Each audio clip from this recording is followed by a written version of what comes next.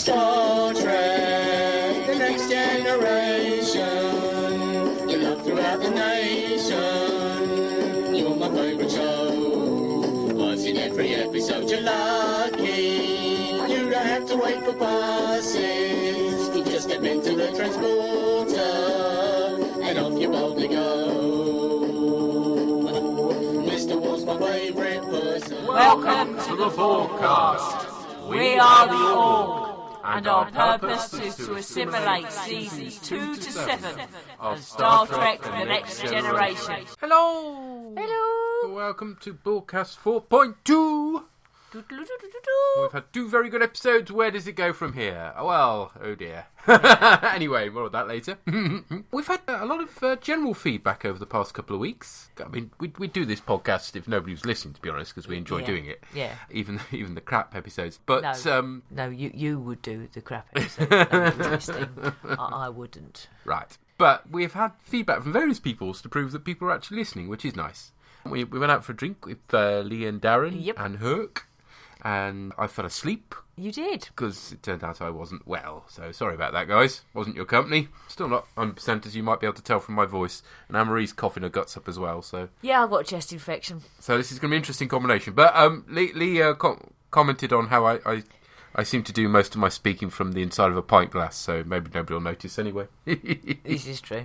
My old mucker, Mr. Boss, who was annoyed that I'd earwormed him with the hello theme, and also referred to Anne-Marie's gobbledygook techno-wank. Yeah. Well, I can't say it as well as you can, but there you go. I think I said something like gobbledygooky techno-wank or something like that. Yes. I got cross. It was one of my unnecessarily long ranty words. More of those coming up. Cracker Maid off the old Tumblr remarked on our flirting, which I hadn't been particularly aware of. Sorry if that annoys folks. And then we had quite a long message from Dimbo Sama on Tumblr, which is great. Hello, Orgs. I just finished listening to the latest podcast, and I thought I'd give in some feedback about Best of Both Worlds Part 2 and Family, as I kind of missed the deadline last time. I don't think people are entirely wrong when they think of Picard when thinking of the episode. Obviously, the main thing you think of is the Locutus reveal at the end of Part 1, but there is a lot of underlying aspects to Picard that come bursting out in the fight with Robert. Family. And I'm ignoring First Contact here because we should all ignore First Contact when talking about Best of Both Worlds. The Borg have never assimilated an individual before, so in order to keep him speaking as a separate voice, they might not have converted him the whole way, which in that case means that he is aware of what's going on, and some aspects of his character peek out through the cracks in Locutus, such as referring to Riker as number 1. It explains the tear rolling down his face when they're installing implants to Locutus. Imagine being the calm and collected face of the enemy, telling everyone how great it is to be Borg, and how good this is for humanity, while you're screaming inside and trying to break out, but just can't. It is absolutely terrifying, and gives the calm demeanour of Locutus even more menace to me. And so when Picard has come out the other end of this, he has gone through something so horrific that he needs the comfort of home. Even if Robert hates him, he needs that familiarity, and Robert treats him like he's some big high and mighty war hero who doesn't deserve any of his rewards or fame. But then Robert admits that he's jealous of Picard, which Picard probably feels as deeply as Robert does. Picard is the one who had all this pressure on him. He was the one who was going to be successful in Starfleet. He was the one who won all these races, who was so prominent a name and officer that he was commissioned the flagship of the Federation. So naturally, because of all that pressure, when Picard fails, he's going to feel that twice as hard. He couldn't save the Stargazer, he couldn't save Tasha, he couldn't stop the Borg, he couldn't resist the Borg. The Borg beat him more completely than any adversary he's ever faced. Maybe he went to Robert to punish himself. Just a thought I had while watching the episodes again and listening to the podcast. Anyway, thank you so much for the podcast. I'm looking forward to the next one. And I can't believe you didn't point out that Worf was raised by Rabbi Kozlov from Babylon 5. You're right, we rectified that quickly on Tumblr. But we did. I think the problem is, it's funny, when we were watching his appearance in Babylon 5... We're like, that's Worf's dad. In season 1, we're like, oh, there's Worf's dad. But the other way around, it just shows how Star Trek orientated we are. I think it does, yeah. it doesn't compute. I think also as well, I mean, I don't know about you, but I certainly watched The Next Gen before Babylon 5. And when I see someone and I say, what have they been in? Yeah. It's not, I don't think of it chronologically in terms of the actor or even in terms of importance of the actor. It's always just, where did I watch them? Yeah, do you where see what did I you mean? see them first? Where did I see them first? That's what for me takes precedent. Yep. So because I saw him first as Worf's dad, in my brain that's who he is. But as for the rest of what Dimbo Sama said, I can't disagree. I mean, the point about, yes, ignoring first contact because that jiggers with the Borg or rather... I mean, it's a lovely film. I like First Contact. But the idea of having the Borg Queen is... Yeah. Anyway, we'll get to that someday. But no, I mean, as I said... Oh, I can't remember which one it was. But anyway, if they hadn't tried to retcon the Borg Queen in, it would have been fine. If they just had the Queen being in it, they learnt from Locutus and then had a Queen, that would be absolutely fine. Yeah. But because they mess with the continuity, you're right. You can't compare it. But the business of sort of Picard being inside Locutus and screaming to be out, that does come across in Patrick Stewart's performance. So yeah, completely agree, sir. And the idea that he goes to his brother to punish himself. Yes, that's an interesting thought, isn't it? Well, I can see it in terms of the psychology in that. Yeah. Thank you, Dimbo Sama. Thanks, Dimbo Sama. Let's turn now to brothers. Next time on Star Trek: The Next Generation, Commander Data's out of control. It's gone far enough, Data. Lives are in danger. We cannot even call for help. He's being controlled by a mysterious scientist. This is why I've brought you here, Data. And comes face to face with an evil brother. Deadly reunion on Star Trek: The Next Generation.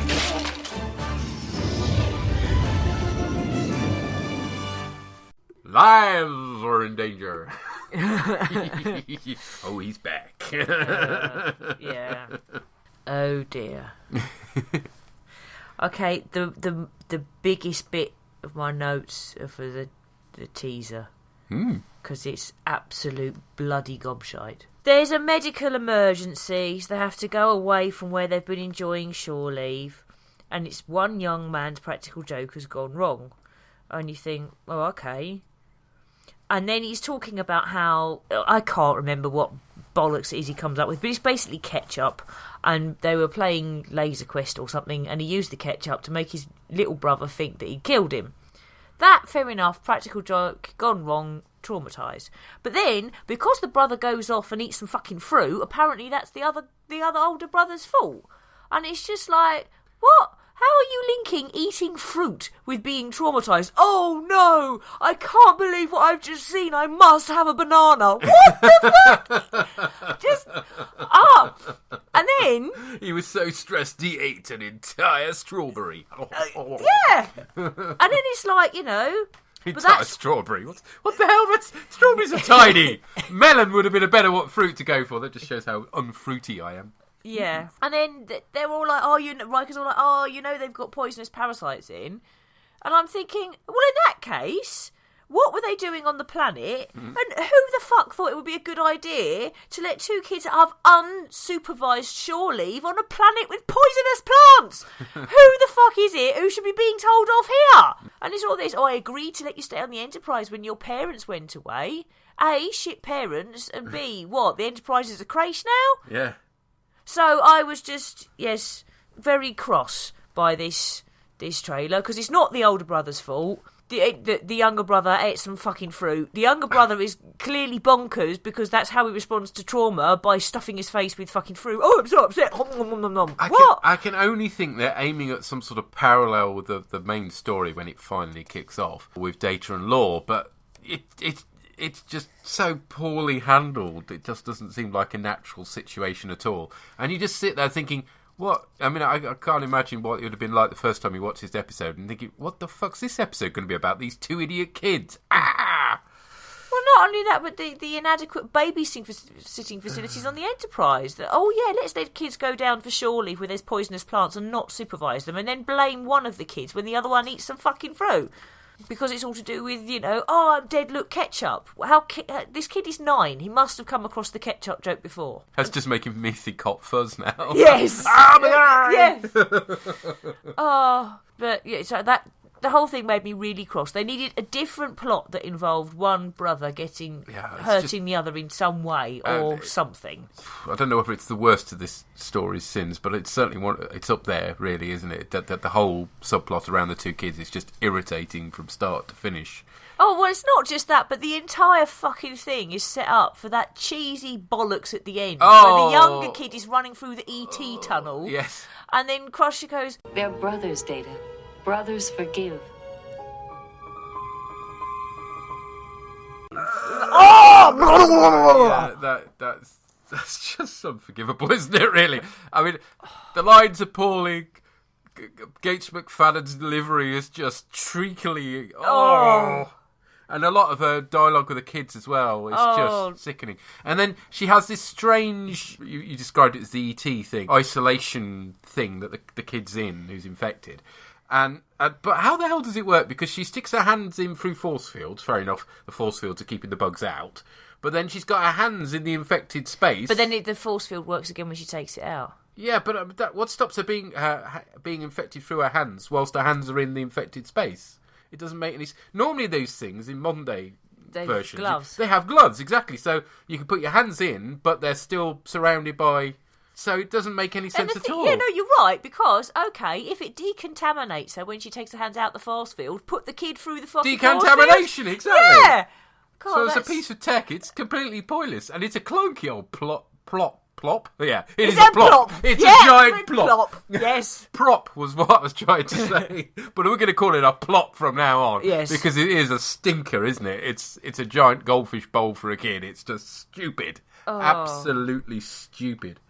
And then, one of them passes a toy dinosaur in for the other one. Because Noonien Soong, the scientist, he is going to have a mock-up of Jurassic Park. I don't think the inference was the dinosaurs came from there. No, that's where they came from. Was it? You saw crappy old Data who every now and again goes, "Meh," so you know he's old. Oh, you mean Soong? Yeah. Meh. Yeah, that is the extent of Spiner's acting for old acts, isn't it?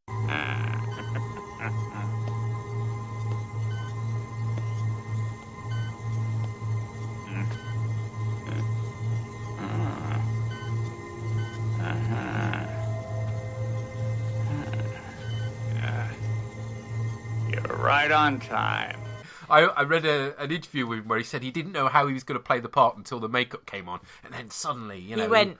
That's his acting technique, is to creak occasionally. Awful, but we'll come on to that, I guess. Oh dear. No, he had the fucking dinosaurs, so he took them away. Right, okay. And again, either the dinosaurs... It did make me briefly think of Firefly. Wash with his plastic dinosaurs. That was a highlight. It making me think of a much better story and a different series. Yeah. Oh, do we want to describe the plot of this? Well, you can do it really briefly. Yeah. Data is taken over. Yeah, that bit's good. I like the bit where he's isolated himself on the bridge and everybody else is... I mean, it does beg a belief slightly, but then again, he is an android who's able to do all these computerized and also things. It does fit that his creator would have put something the like recall, that in. Yeah, but the actual process by which, because you don't know what's happening until Data beams down. So up until that point, it's a really interesting, what the hell's gone wrong with Data, and he's out foxing the rest of the crew and stuff. That's good. I enjoy that. It's tense. It's fast. Yeah. Worf and Riker get to do some stuff as well, which is quite nice. We get to see Ensign Kopf. Who's never named, so that's why you're looking blankly at me. He's in engineering, and he does get a speaking role. He's played by somebody called James Lashley, who will return in Deep Space Nine. Oh, right. Yep. He'll play Lieutenant George Primin. Remember him? He's in all of 2 stories in the first season. Right. And he played a Federation security guy. He was kind of... The Federation don't trust Odo, so they bring in their own security guy, but he wasn't that crap. They just kind of dropped him after 2 stories for some reason. Okay. The thing that really hit me, though, was the fact that the zipper on his costume is so noticeable. He put it on the wrong way round, didn't he? No, he didn't. For some reason, they've done a load of new costumes for this season with the high collars for the rest of it. Because in the last season, the high collars were only the regular crew. Everybody else had to keep the old ones without the collars on. Now everybody's got a high collar, but the new costumes with high collars, rather than having the zips at the back like the regular crew do, have the zips at the front, so they're really obvious. Sticks out like a sore thumb. But there you go. That's not clever. Again, on the list of sins this story commits, it's very low down. Yes, but it is. I also liked, whilst we were talking about Data taking over the ship, Data talking in Picard's voice as well, which is a nice. But they've got to do something about that in terms of their security protocols, haven't they? Because if anybody just takes around a recording of Picard, In fact, isn't that what Wesley does in the first season? He has a little sound recorder device, which is far bigger than it needs to be. Because let's face it, anybody could do it now with their phone, let alone. Anyway, yes. I guess they say that tearing this story a new one, aren't we? I guess they would argue that you can tell that something's recorded. And certainly in Deep Space Nine, there's a couple of times where they say that's a recorded voice and you can tell. Yeah. Or the computer can tell. But this is not a recording, this is data mimicking. And if he can do perfect mimicking, then they've got to do something about this. But I don't remember them doing it. But it's all, Picard, security code, dum-de-dum-de-dum-de-dum. Usually something really rubbish like Alpha 1, isn't it? I mean, their codes are really shit. It's Alpha 1 and Beta 2 and Gamma 3 usually. Which, anyone can guess, really. Yeah. It's like in Hot Fuzz having 999 as the code to the evidence room, isn't it? So he beams down. Yeah, and, Why assumes lab look like something from the 1800s? I don't know. It's got all the test tubes and the big vials and he's just... And the little diorama of Jurassic Park for no reason. Yeah, it's just bizarre. There's this cyber... What do you call him? Cyberneticist. Yeah, it's easy for you to say. And he's got a very a 18th century chemistry lab for some reason. Yeah, the displays on the walls are better. They're obviously sort of positronic. Yeah, no, the wall stuff's fine. It's the fact that in order to make us think this man's a scientist, they have to include large vials and test tubes and shit like that, which they're not going to have in the 20 whatever it is century, 24th, 25th. I lose count now. Centuries. It's just silly. Yeah, you kind of expect it to be green and bubbling with steam coming out the top. They may as well have gone the whole Hammer horror route. Yeah. Yes. Yeah, actually, my brain went more to a brain of Morbius place. For me, it's just like, what's with the fucking dinosaurs? That, for me, was just the biggest... Yeah, no, doesn't make any sense, does it? No, not at all. And then, after a while, Laura appears in Pac-Led clothes. Apparently it was a late addition. Originally he wasn't going to be in this story. But they realised that that would leave this story without... The only bit of jeopardy in this story would be those two kids that nobody's ever going to give a shit about. So we better have some jeopardy. Let's put Law back in again, which, admittedly, his first season was the last time you saw him, so it's not like he's turning up regularly yet, like a bad penny. But yeah, it's nice he's wearing Pac-Led outfit as well. That's quite cool. A nice bit of continuity there with Samaritan Snare. But ultimately, what you get left with then is still loads of talky scenes, all played by the same actor, doing that occasionally to make you think that the one character's different because he's old. The other two, of course, are exactly the same, except one can snarl a bit, and yeah, that's it, really. Yeah. Shit. Yeah, did I have any other notes? No, that's a bus route for tomorrow, which is better than the episode. I mean, Data doesn't get the emotion chip. No. That's the whole reason why this has happened, is because basically Soon's pressed the recall button, but he hadn't realised that it would also call Law back again, because he didn't know Law was alive. And he's built this chip for Data, this emotion chip, which of course will get referenced much later on in Descent. And then Generations. In Generations. The only other thing I wrote down is I liked Riker's and Geordie's idea, how they get down to the planet, fooling the transporter by putting it into a sort of diagnostic learning mode that everyone is Data. Yeah. And then networking tricorders together. It was, yes. The whole networking, well, okay, yeah, I'll let that slide. But yeah, it just seemed a bit hokey and odd, but... I just, something a little bit different. Yeah. Convenient, but there we are. Yeah. But I mean, the stuff on the Enterprise, even though fucking fruit aside, with the actual Starfleet characters, in the main is well acted. Yeah. It's just the kids that are annoying. The kids are annoying, and the people acting with the kids are annoying. But the ship stuff, unfortunately, is over and done with by halfway through the episode. Soon. And then it slows down as we get an acting class from Mr. Brent Spiner. I don't know how to spell that, because that really ought to be this episode's name, shouldn't it? But I don't know how you spell.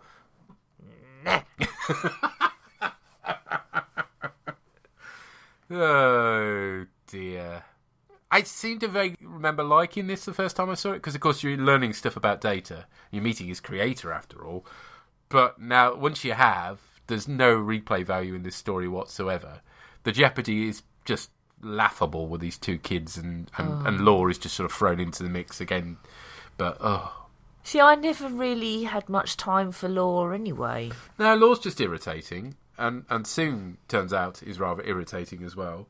And the makeup on Sung. Brent Spiner works okay when he's working with other actors to sort of spark off. Yeah. You get sort of partnerships with him. I mean, him and Geordie's an obvious one. But Brent Spiner, and indeed Brent Spiner in the room at the same time. Well, they're not, are they? That's the whole point. He's acting off of nothing. Well, it's just awful. I mean, give them their due, the split screen effects. Oh, yeah. Perfect. I mean, you notice when they've got a stand-in they're filming from behind, it's clearly not Brent Spiner. Yeah. But when they've got the scenes where they've composited the three in, very good. Can't fault them on that, the effects. But the story, poor. Very poor. Yeah. And I think for me as well that the idea of Law really was a one-trick pony. Oh, well, if that, really, yeah. Well, no, doing it once, I think was fair enough. It's just... Should we leave it there then? Yes, please. I need more beer. Well, we've got to. We'll let's find out what Mr. Pieman thinks of it. Oh, okay. Yes. Did you like it more than we did? Hello, Orgs. It's Murray Christensen, or Pieman, as always. Just giving some feedback on Brothers. I always actually quite like this episode. It's a bit of a kind of mishmash, a bit two-party, but your bit with Data actually suddenly taking over the Enterprise is really quite well done. It does make you wonder why, in some ways, they aren't more scared of Data, because he basically managed to take over an entire starship, lock everyone out the computer by doing his very best Captain Picard impression, and then fly it somewhere and escape with the entire security squad basically trying to take him down. Enterprise security is maybe not the best, but still, it's pretty well done. I loved the bit where he's going through the pre-programmed force field is particularly effective. I'm actually surprised we didn't see them try to do that more. So really, yes, just it's kind of a Data episode, and he gets some character bits on the planet, and Brent Spiner gets to stretch his acting chops doing Data lore and Dr. Sung. But if you were going to criticise it, it really does just function to get Data out there. There's not much meat to the plot. As for the subplot of the rather irritating kid who's dying of poisonous fruit or something, to be honest, it never really stuck what was up with the kid, except he was in a box. That's a bit tedious, if I'm honest. I get the idea that it links Brothers with Data and Lore, and this kid and his brother who pretended to be dead. But still, I find it quite hard to care about that subplot. The Data plot was entertaining. I know some of my friends who were huge fans of Data's love this episode. I find it entertaining enough, but it's not your most action packed, and the character stuff for Data is good. One of the things I suppose is because one of the questions I always asked was why wasn't Data court-martialed? After this, he endangered a person, he took over the ship, and why didn't they ask for some assurance that he wouldn't do his Picard impression again? My guess would be that he was under the influence of something else, but possibly this is the reason. There was an observation someone made that Data never gets promoted throughout the whole series. He remains Lieutenant Commander. Worf gets promoted, Troy gets a promotion, but nothing for Data. This might be why they might still be living down the fact that at one point his dad sent a weird signal and he took control of the entire ship, and they've never really forgiven him for it. But anyway, all that's much of a muchness. So yes, entertaining enough episode. Some nice things in it. Probably wouldn't say it's one of the best. I suppose it is a wee bit of a come down after two such strong episodes previously. So I shall come back to you with Suddenly Human. Thank you. Bye. Oh, you did like it more than us then. Yes. It's just us, is it? Yeah. Not much meat to the plot. No, because there's too much fucking fruit in it. That's why it's a plot. There's more meat than a veggie burger. Yes. I do like the idea that people ought to be more scared of Data. Yeah. It's actually quite... But, I mean, obviously he doesn't get court-martialed because he wasn't under control of himself, literally. No. So, yeah, it'd be a bit unfair for him to get in trouble for something that was out of his programming as a result of his creator. And if the security on the Enterprise hadn't been so bloody shit, he wouldn't have been able to do it. Possibly, yes. I mean, it could be a whole Starfleet-wide thing, but they need to stop having the Alpha 1, Beta 2 thing. Yeah. Don't they, really? Let's be fair. I mean, maybe part of the problem with this is looking back on it now, after seeing the 7 seasons and the films as well, which had quite a bit of data in them. We suffer a bit from data fatigue. We've seen a lot of his character, Brent Spiner fatigue, maybe. As a result, it's not as fresh and as interesting as it was. And I guess if you're a big fan of Data, this episode must be like, and particularly for a big fan of Brent Spiner, this must be like the best hour of television ever. But I don't dislike him. As I say, stop it. His character works quite well when it's bouncing off other characters that aren't being played by Brent Spiner. But ultimately, this one is crap. Yes. Okay, so will suddenly human improve things? More beer probably will. I think it's more of a guarantee the beer will, yes. Next time on Star Trek The Next Generation, a shocking secret torments an orphan child. Injuries so severe, they might be considered torture. Only Captain Picard can protect him from a violent father. If he is not aboard the Khmer in 5 minutes... Threats could lead to war. Vengeance could end in tragedy. On the next exciting episode of Star Trek The Next Generation.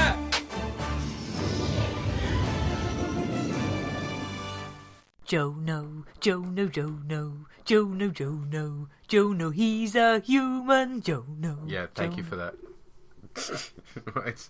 Threats could lead to war. Beer could lead to loveliness. Yay, beer. Beer is good. I was saying from the get-go, I didn't dislike that. Well, I didn't dislike that, actually. I was expecting to dislike it. I remembered not liking it, but actually it was alright. Now, possibly that's only because Brothers pissed me off so much. I think that's it. Because... No, I don't think that's all of it, though. This is far better than Brothers, for starters. Yes. That goes without saying. But this... It's not, it's not up there with Best of Both Worlds Clear or Family, but it's alright. It's not bad. Well, it starts with a Talarian distress call. It's quite nice. We've got Talarians here in this story. It's nice that they've got a mention because they were in Heart of Glory. We've got them... I should definitely put a picture of this up. Troy doing the most amazing spread-legged pose. Oh, it looks like she needs to change her tampon.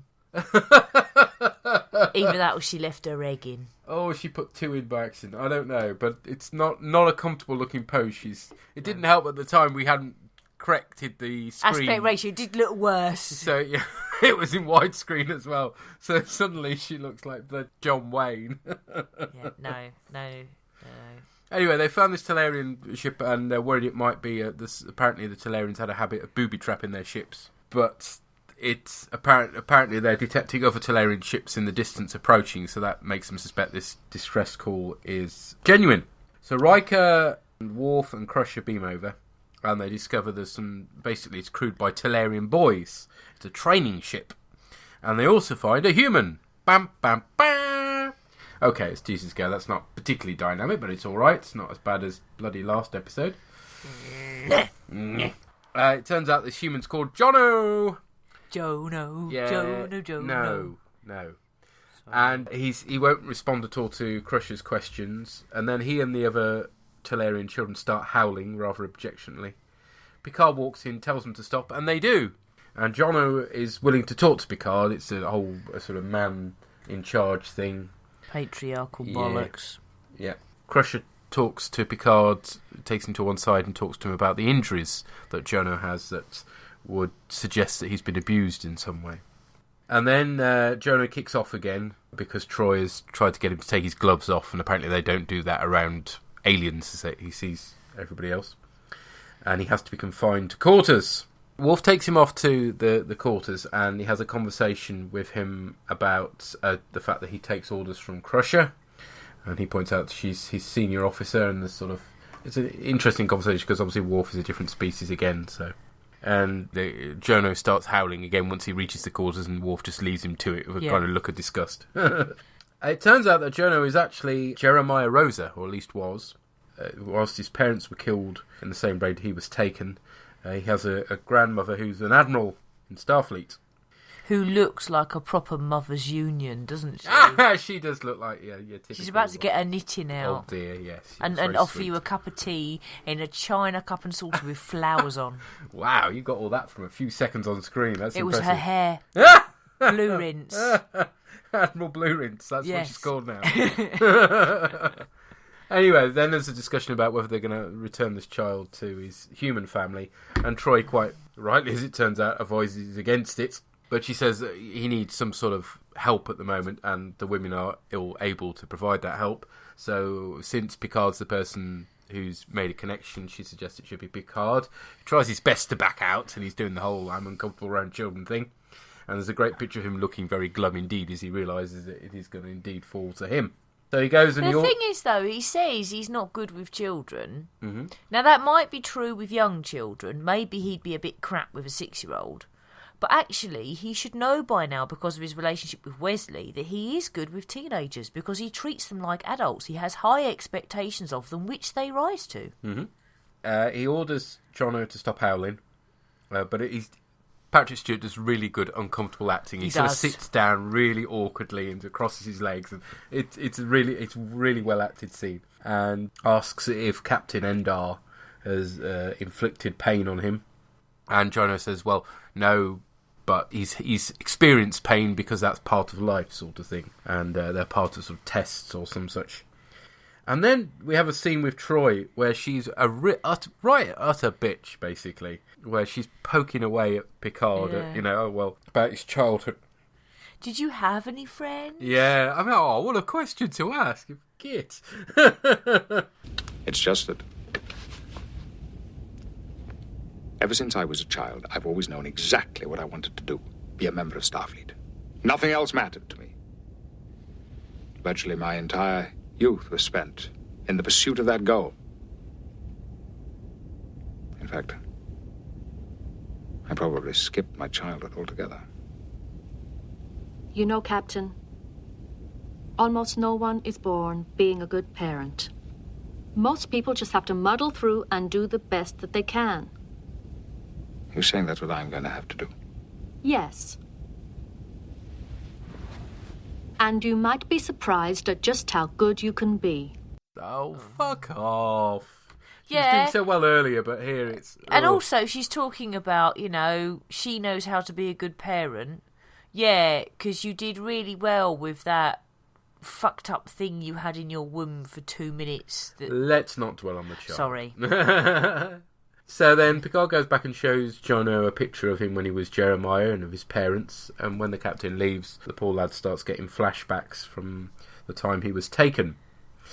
Meanwhile, they're dealing with being hailed by Captain Endar, who it turns out is Jono's father, or as far as he's concerned. Yeah, well, Jono's adoptive father. And Talarians, it turns out, they seem to be vaguely related to Klingons. They've got bumpy foreheads, or bumpy top heads anyway. It's not the greatest makeup effect. And actually, this is Michael Pyler, yes, was rather disappointed that the Talarians turned out to be rather too human, really. Yeah. It is a slight handicap because you start judging them by human standards, and the whole point... If they look more different, you wouldn't. Exactly. And Jono being abused thing is actually a red herring. Yes. It isn't actually him being abused, it's just him, as it turns out later on, trying to impress his father and injuring himself in the process.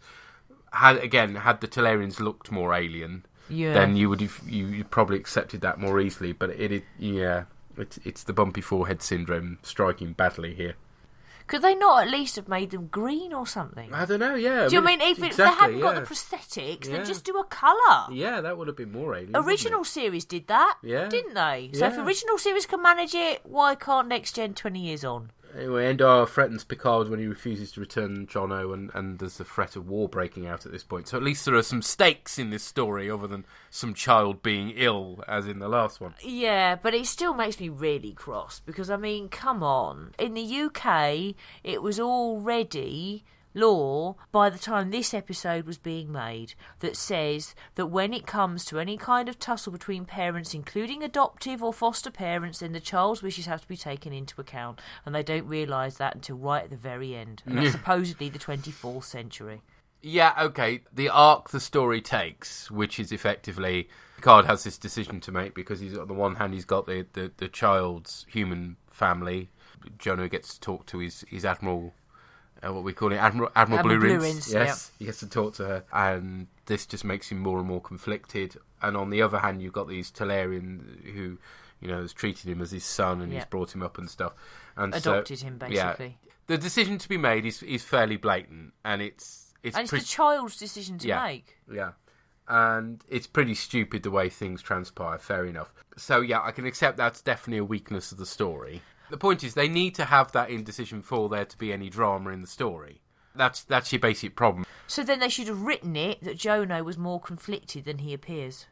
Well, he is pretty conflicted, that's the bottom line. No, it's quite clear from fairly early on that he sees himself as Solarian, even if he's confused and he wants his dad back. No, but when he starts getting the flashbacks for the picture, that's when the whole conflictedness comes in. That's the whole point. And then you get another scene with him playing space squash with Picard. Picard's wearing the most embarrassing outfit ever. Oh, it's awful, really bad. Doesn't do anything for Patrick Stewart at all, but never mind. The noise of the ball starts making Jono think of the day he was taken. So there is lots of him being conflicted. But at no point does he say he wants to stay with his human family. The bottom line is, as you were saying, actually, it's not a difficult decision to make at any point. But if they made the right decision straight away, clearly we wouldn't have had an episode. So they should have written it differently. Well, I don't know how they would have got around that. The point is, the acting is very good all the way through from all the actors, including the child. Yes. Well, he's a teenager, isn't he? And I also thought the guy playing... What's the captain's name? The Talarian Endar was very good indeed. Yeah. And Patrick Stewart's on top form as ever. So that's what carries this episode for me, is the quality of the acting. Yes, the story, if you poke at it, it's a bit silly in places. And then the real point of tension comes when, at night, Jono wakes up and he walks over to Patrick Stewart's bed and sticks a massive dagger in him. And it's like, whoa! I remember watching that the first time, and it seems to come completely out of the blue. It's a real shocker, because up to that point, Jono seems to be settling in. I mean, for heaven's sake, he's even getting on with Wesley Crusher, even if he is splatting him in the face with, well, what's supposed to be banana split, but looks a lot dodgier than that. Yeah. Although that's a fairly famous internet meme by now. Yes. But there is a sense of threat all the way through, so you don't know whether the war's going to break out. You've got these Talarian ships buzzing around, a couple more arrive. Interestingly, the design was partly made using kits of Imperial Star Destroyers. Oh, and right. It shows that wedge shape at the front. Yeah. So they're quite nice looking ships, though. They're quite impressive. They'll crop up lots of times as different species ships, but there we are. And yeah, the final scene I think is the payoff is really good. Yeah, where I like Picard the walks acting onto the bridge from the Endar character when he's going to get his son back. Yeah, there was a crime committed on board this ship, but it was not Jono's; it was mine.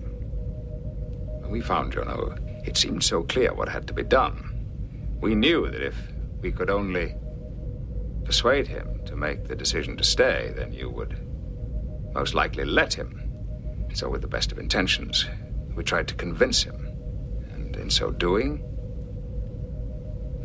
we thoroughly failed to listen to his feelings, to his needs. That was the crime. And it has taken a huge toll on a strong and a very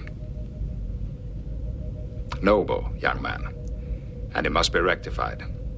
He will return home, to the only home he's ever known. To the father that he loves. To you, Endar.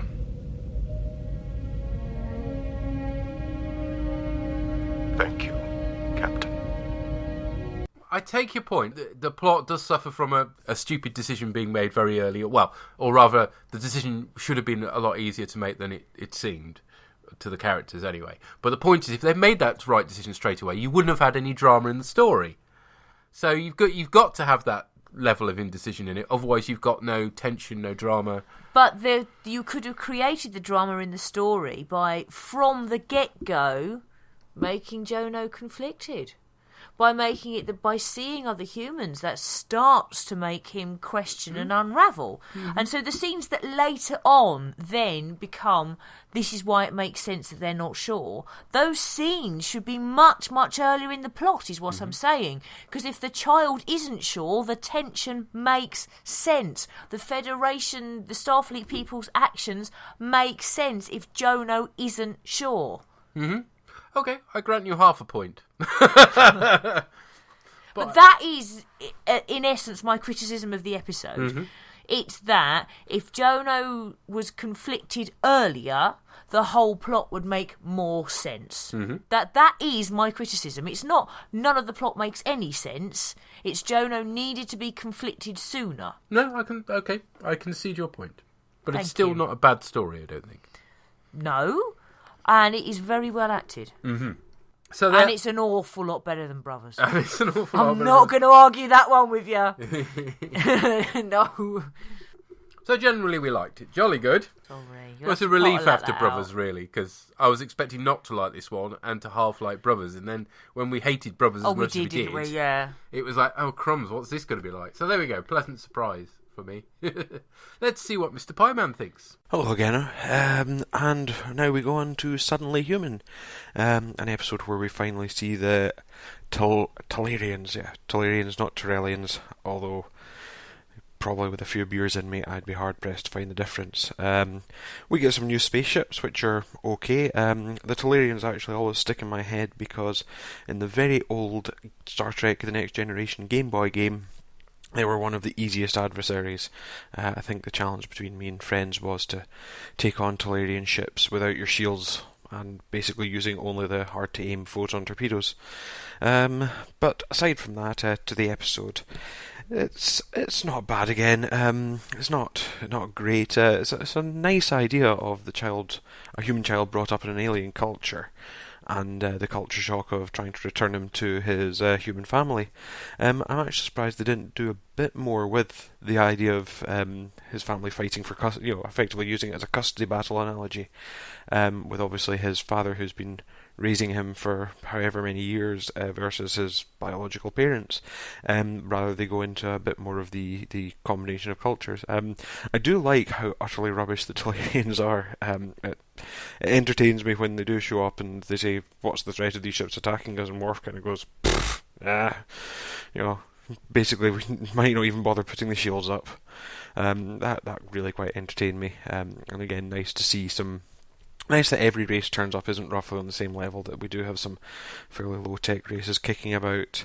So yes, and similar, there's some quite nice moments. Picard trying to be fatherly. It does drum home the idea that he's not a family man. He's not very good with kids, for all that he's taking command of a ship packed with families. So yes, it's like the last episode. It's inoffensive. It's not. I wouldn't call it an instant classic. Like I say again, like the first two episodes of the series, but they can't all be stone cold classics, really. Yes, it's does the job, tells a story. I would say quite forgettable. Aside from the particularly rubbish Talarians who still entertain me. So, still enjoying the podcast as always. Keep up the good work, guys, and I'll no doubt hopefully put some feedback in next week. Thank you. Bye. Bye. Ooh, Star Trek Game Boy game. I had the original series Game Boy game. I was shit at it. I just crashed the Enterprise. It was dead hard to play, yes. And you started with the guys, who were the ones who Folians, who did webs around you, which was a real pain. But anyway, that's rather off this topic. I didn't get as far as any enemies. I just had to fly it and not hit something on the top or the bottom, and just crashed it, and I was crap. But anyway, yeah, nice point about Talarians not being on the same level. Yeah, that is always good. They're not constantly meeting races that are as powerful as them. That's more of a rarity, which is good. And can't disagree with anything you said there, really. Jolly good. Liked this one as much as we do, I think, but he liked the first one a lot more than us. Yeah. Yeah, but that's not difficult. No. Okay. So, next time, we'll be recording on Wednesday the 20th, and we'll be looking at the Crusher Heavy episode, Remember Me. I was going to say, isn't Remember Me all about Crusher? Yeah, Beverly Crusher, yeah. And Legacy, which is meaning absolutely nothing to me at all. I mean, when you say I remember episode titles, I don't remember what that was. Oh, that's not the one where Alexander turns up, is it? No, don't know. Could be. Or is it the one where Yar's sister turns up? I don't know. It's one of the two. Yeah, we just checked Memory Alpha, and it is the Tasha Yar's sister one. Okay. The stunning mullet. Okay. So we got that to look forward to next time, guys.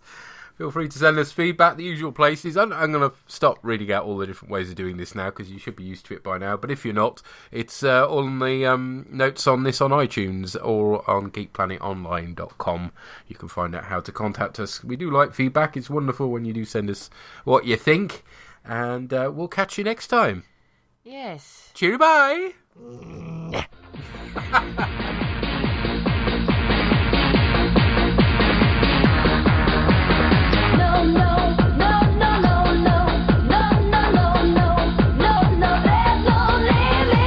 The bOrgCast is brought to you by those lovely purple people at Geek Planet Online. The song at the opening of this podcast was written and performed by Adam Buxton and is used with his kind permission.